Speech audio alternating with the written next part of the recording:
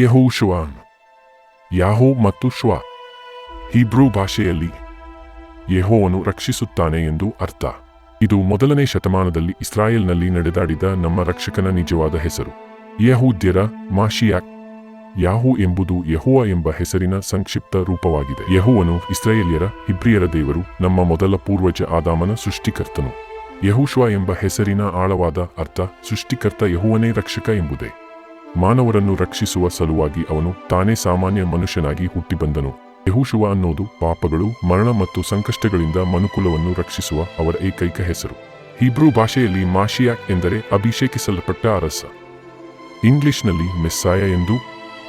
ಮಾಶಿಯಾಕ್ ಅಥವಾ ಯಹೂದಿಗಳ ಅರಸ, ಈತನೇ ಇಡೀ ಭೂಮಿಯ ಮುಂಬರುವ ಅರಸ. ಕಿಂಗ್ ಆಫ್ ಕಿಂಗ್ಸ್ ಯೆಹೋಶುವ ಸ್ವರ್ಗದಿಂದ ಹಿಂದಿರುಗಿದ ನಂತರ ಪ್ರತಿಯೊಂದು ಸಾಮ್ರಾಜ್ಯವನ್ನು ಪುಡಿಮಾಡಿ ಈ ಭೂಮಿಯಲ್ಲಿ ಮೇಲುಗೈ ಸಾಧಿಸುವ ಅಂತಿಮ ಸಾಮ್ರಾಜ್ಯವು ಯೆಹೋಶುವನದೇ.